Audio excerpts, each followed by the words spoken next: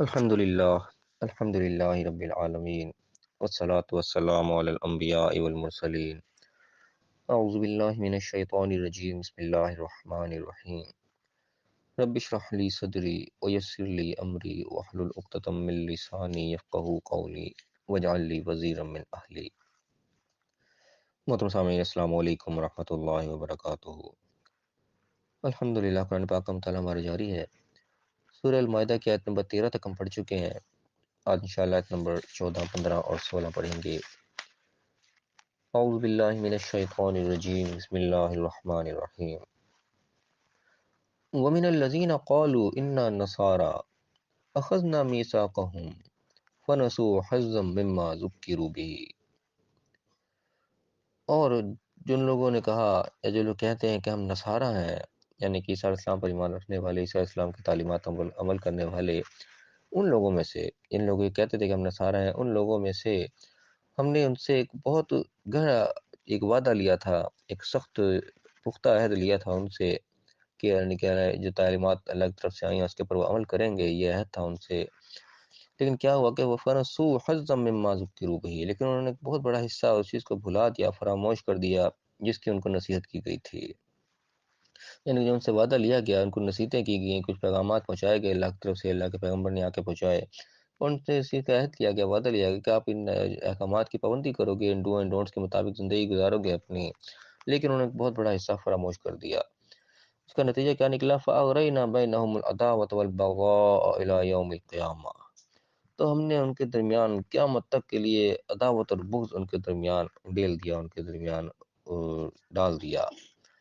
اب یہاں پہ ایک چیز ہمیں سبق مل رہی ہے کہ جب اللہ کی دی ہوئی نصیحت، اللہ کی بتائی ہوئی نصیحت سے انسان منہ موڑ لیتا ہے، اس کا حصہ بھلا دیتا ہے، اس کا نتیجہ یہ نکلتا ہے کہ انسان کے درمیان عداوت اور بغض جو ہے وہ پڑ جاتی ہے، اور وہ ہمیشہ ہمیشہ کے لیے پڑ جاتی ہے، جب تک انسان اس روش پر واپس نہیں آتا جس چیز کے اس کا وعدہ لیا گیا تھا، جو اس کا ڈو اینڈ ڈونٹ بتائے گئے تھے.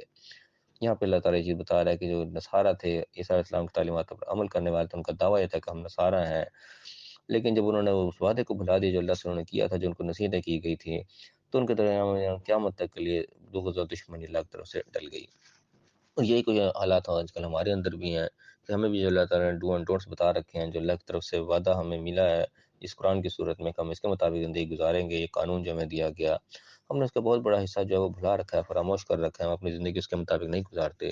جس کا نتیجہ ہمارے اندر بھی ایسے نظر آتا ہے کہ دشمنی، بغض، عداوت، یہ چیزیں ہمارے اندر بھی اس وقت پائی جاتی ہیں کہ انسان دوسرے انسان کو دشمن بنا پھرتا ہے. اور جو اللہ کے دین پر چلنے والے ہوتے ہیں وہ یقیناً ایک دوسرے کے ساتھی، ایک دوسرے کے ساتھ مہربان ہی ہوتے ہیں.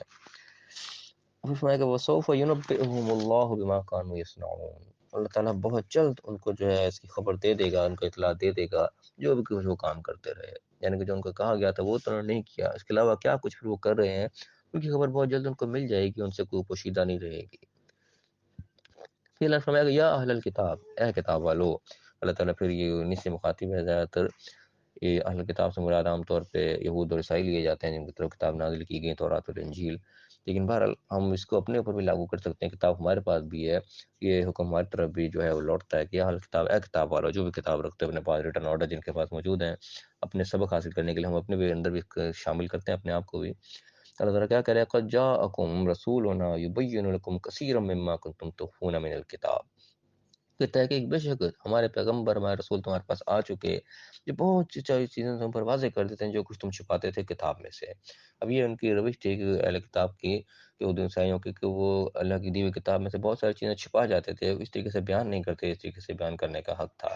اور یہ فالٹ ہمارے اندر بھی موجود ہے. ہمارے بھی جو بڑے بڑے ہیں، جو کہ دانشور علماء کی جو منصبوں پر بیٹھے ہوئے ہیں، وہ بھی بہت ساری چیزیں چھپا جاتے ہیں جو ان کے اپنے مسلک کے خلاف ہوتی ہیں، اپنے مرضی کے اور اپنے عقیدے کے خلاف ہوتی ہیں، چھپا جاتے ہیں، اس کو صحیح طریقے سے بیان نہیں کرتے. ہم جب غور کرتے ہیں یہ چیزیں ہمیں نظر آتی ہیں. تو یہ فالٹ ان کے اندر بھی تھا. اللہ نے بتایا کہ ہمارے رسول تمہارے پاس آ چکے، بہت کچھ واضح کر رہے ہیں جو کہ تم کتاب میں چھپا جاتے تھے. وہ یعفو عن کثیر، بہت ساری چیزوں سے درگزر کر رہے ہیں تمہارے، یعنی کہ یہ چیزیں قابل گرفت ہیں تمہارے لیے کہ تمہیں پکڑ ہوتی ہے اس چیز کے اوپر جو تم نے جرم کیے، لیکن بہت ساری چیزوں سے درگزر کیا جا رہا ہے، تمہیں گرفت نہیں کی جا رہی، تمہیں موقع دیا جا رہا ہے پھر سے.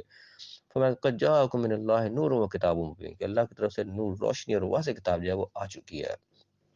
یہ واضح کتاب روشنی ہمارے پاس بھی آ چکی ہے۔ جو کچھ چیزیں ہمیں چھپائی جا رہی ہوتی ہیں، ہمیں اس کو نہیں چھپانا چاہیے، ہمیں خود کتاب کو جو ہے مطالعہ کرنا چاہیے کہ اللہ نے کیا کیا احکامات دیے ہیں، اور پھر بڑوں سے رہنمائی بھی لینی چاہیے کہ کس چیز کا کیا مطلب ہے، کوئی چھپائی جا رہی بات کیوں چھپائی جا رہی ہے، کا اصل مقصد کیا ہے۔ جب ہم خود غور و فکر کریں گے، یہ چیزیں ہم پر واضح ہوں گی یقیناً۔ اللہ تعالیٰ نے کتاب و مبین روشنی تمام لوگوں کے لیے نازل کی ہے، وہ خاص لوگوں کے لیے نہیں ہے، تمام جو ہے اس سے فائدہ اٹھا سکتے ہیں۔ اب میں کتاب مبین جو باتیں دی ہے، کتاب کس مقصد کے لیے کہ یہدی بہ اللہ من اتبع رضوانہ سبل السلام، اس کے ذریعے اللہ تعالیٰ ہدایت دیتا ہے کس کو؟ من اتبع رضوانہ، جو اس کے رضوان، جو اس کی خوشنودی کے تابع ہوتا ہے، جو اللہ کے رضامندی کے اوپر چلتا ہے، جو احکام کو اللہ کی طرف سے ملتے ہیں، اس احکام کی، اس رضامندی کی جو ہے تابع داری کرتا ہے۔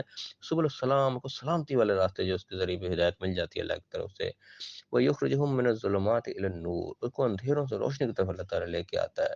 یعنی کہ زندگی کے اندھیروں میں جو پھر رہا تو اس کا پتہ ہی نہیں ہوتا، بس کسی کے پیچھے آنکھ بند کر کے چلتا چلا جا رہا ہے، پتہ ہی نہیں اس کو میں کس راستے پر جا رہا ہوں۔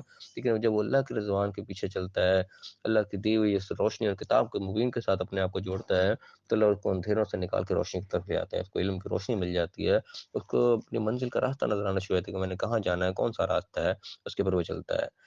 الی النور باذنہ، اللہ اپنے اذن سے اس کا راستہ دکھاتا ہے۔ وہ یہدیہم الی صراط مستقیم، اور سیدھا جو صراط مستقیم ہے، جس کی ہم ہر نماز میں دعا کرتے ہیں کہ اہدنا الصراط المستقیم، سیدھا راستہ دکھا، وہ سیدھا راستہ اللہ تعالیٰ کے نور و کتاب مبین کے ذریعے اللہ تعالیٰ پہ دکھا دیتا ہے، جس کے ساتھ اپنا رشتہ مضبوط کرتا ہے۔